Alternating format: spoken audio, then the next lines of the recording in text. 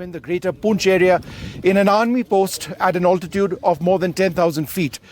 What I can tell you is that we are very close to Pakistani posts here, and several of the bunkers of the Indian Army that I can see are within 100 odd meters, if that, from the Pakistani posts, eyeball to eyeball, literally.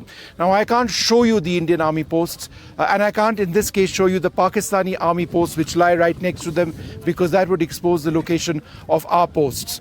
But the features that you see behind me, all of these hill features here, that's all POK, Pakistan occupied Kashmir. And many attacks which the Indian Army carried out were carried out on targets on those features. We hit them hard with artillery, with shoulder-mounted missiles. There was mortar fire as well.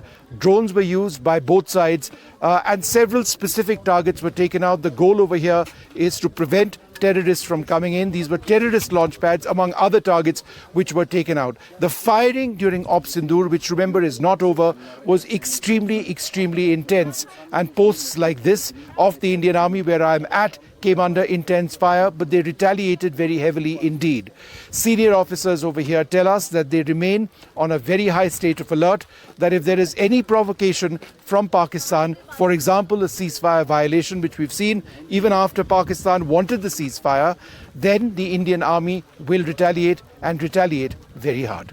I'm joined now by a colonel who I unfortunately cannot name because we've got pretty strict rules of conduct at this stage, to give us a few ideas about the extent of shelling and what really took place. I think before we talk about the shelling, your goal and the goal of your men was to hit targets in POK, which lie just a close distance away, right? Yeah. See, first of all, I want to assure you that the mistake which enemy did on the intervening night of 6th and 7th May, he has been punished in a manner that he will think at least 100 times before doing the same mistake. So that is what I want to confirm to you, and I want to assure you.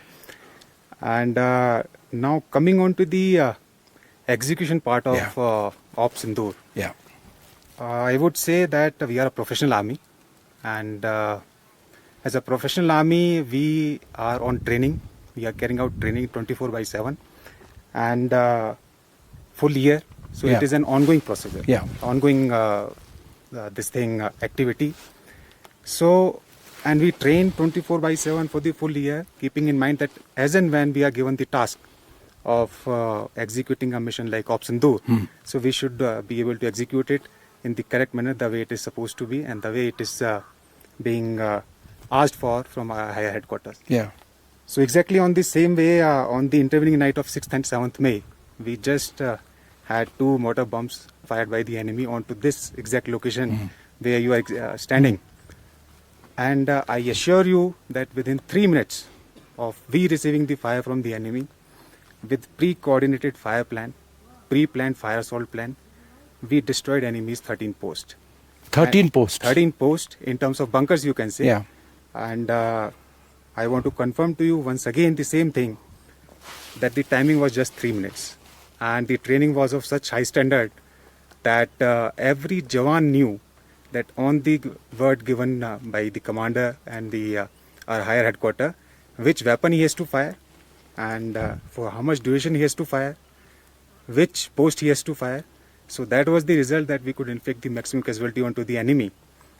And also at the same time, it was the procurement of new generation equipment, weapons, surveillance devices, and the other highly technologically qualified and the highly technologically advanced weapon system, which was procured by us, and we could inflict the maximum casualty onto the enemy.